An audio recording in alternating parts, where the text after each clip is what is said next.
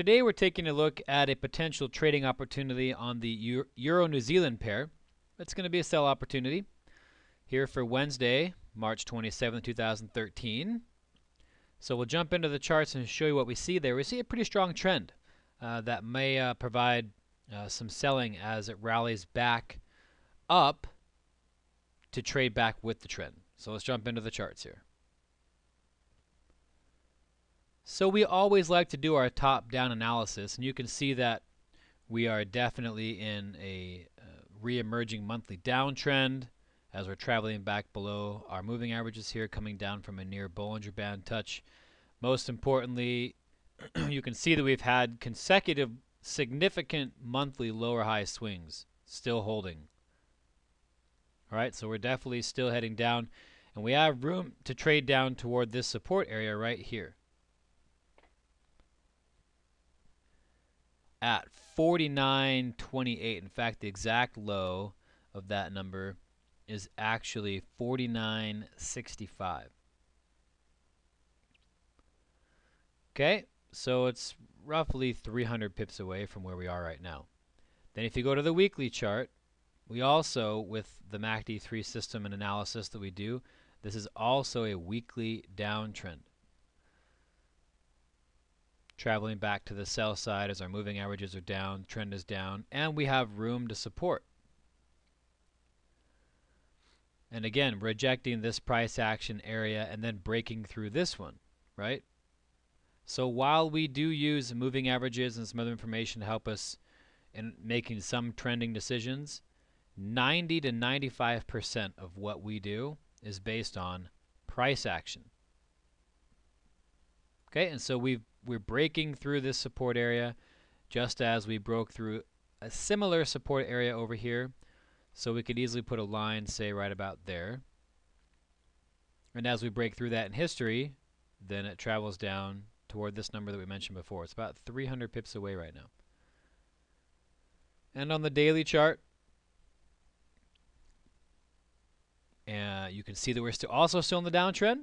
So definitely starting to see a confluence of much downtrending, if you will, on this currency pair for the Euro-New Zealand.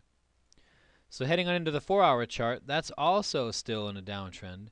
But the way that we look for setups, it could easily change. So we'd be looking for a rally, possibly to this area, 53.50, for a little bit of a sell, and then there could be a pretty good sell up here at 54.25, 53.50, 54.25.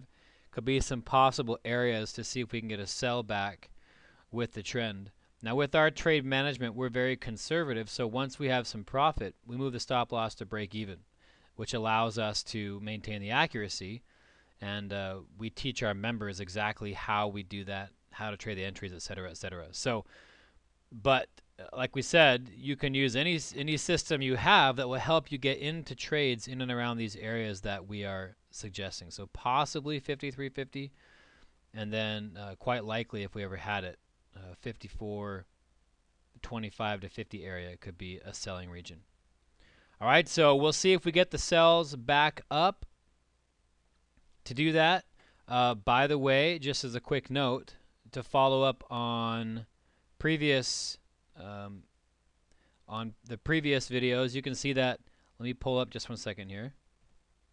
The pound CAD did rattle around here for a little bit of a buy trade for our system that eventually broke even, and then you can see instead of rallying up to the higher sell number that we mentioned in yesterday's video on the 26th of March, it did do the breakdown and is rallying back to these sell areas and has bounced a little bit in and around these sell areas so far that we mentioned. Hopefully we'll get the opportunity to have it travel down the rest of the way here. And then also the dollar Swiss that we mentioned before also broke above. It took a couple days, but it finally did break above that level, and now it's traveled back up to the next resistance area.